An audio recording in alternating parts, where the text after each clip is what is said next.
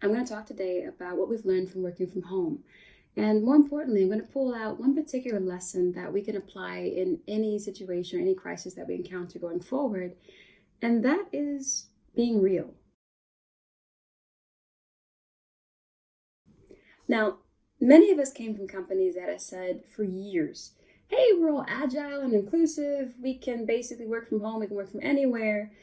And what happened? Reality came, and we had to find out maybe that wasn't exactly the case. Maybe we weren't prepared to do so. It turns out that whole working from home concept was more or less hypothetical. It was in limited scope, and it wasn't really thinking about how we can actually do it. So, how have companies stepped up in this area? Well, there are lots of different ways and lots of different companies, but today we're going to be looking at Wolt.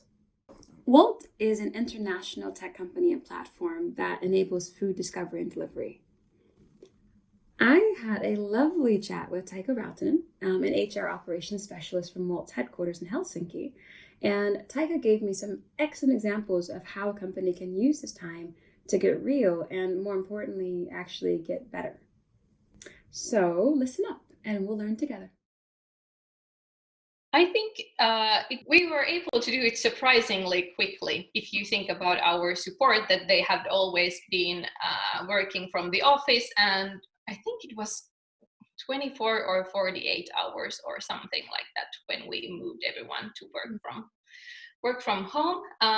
Of course, obviously, we didn't have all the needed tools for everyone from the beginning and so forth. But I think that in the beginning, for example, they were excited that they had the opportunity to give it a try to work from home because it hadn't been possible before.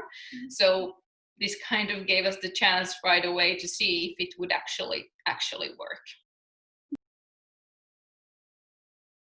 In the beginning, many didn't have all the needed equipment in their homes, and of course, well, we thought that maybe this doesn't last that long.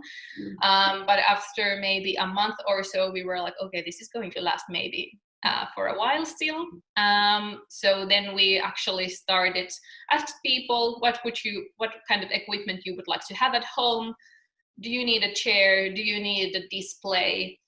And then we started to deliver all the needed equipment to people's home. So if our employees feel like it, they have now possibility to get a pretty good station set up in their homes. I think this depends quite a lot from the team, but some things that, for example, we actually used to call these awesome remote work guides that we create for a handbook for our people, and then we create actually another handbook for our team leads. It was maybe after a month or so we actually changed the name from awesome remote work guide to tolerable remote work guide. Because it wasn't so awesome maybe anymore, because after a few weeks.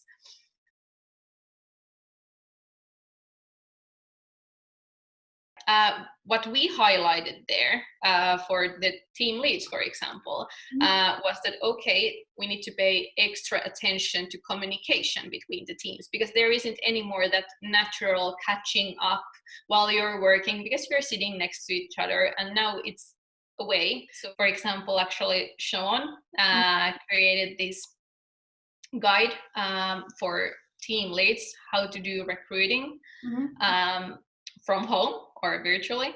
We have created also onboarding guide for team leads. How do you do onboarding remotely? For example, when it comes to our people team, we have started to have a catch up every morning at 9, where we discuss like the topics, what's going on, what's everyone working with.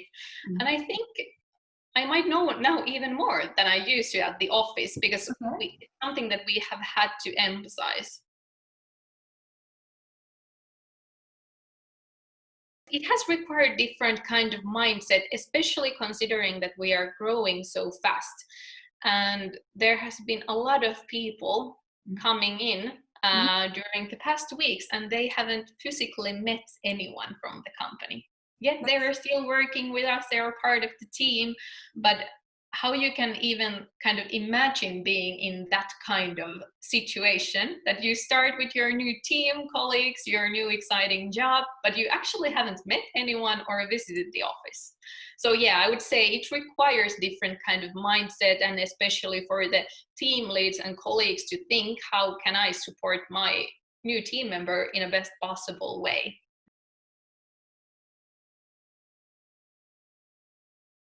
How this also emphasizes the importance of people being super clear about their goals, what is being expected from them, what are the priorities, because it's not that simple when you're working alone. If you're not communicating actively with your team or something,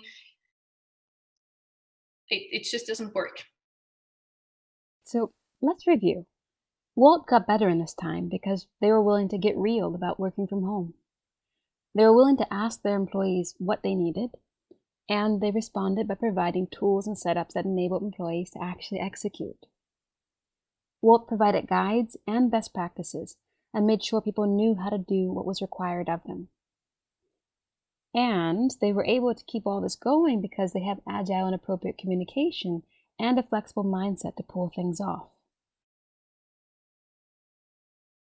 In short, even through an unexpected change or crisis, being real about your needs and adaptive in your responses and communication, that's going to help you get through. You have to back up who you say you are as a company and how you say you work with tooling, yes. But let's not forget, you also need to think about setting clear expectations, really providing clarity in terms of what people should be doing, and give some guides, some actual indications or best practices people can follow.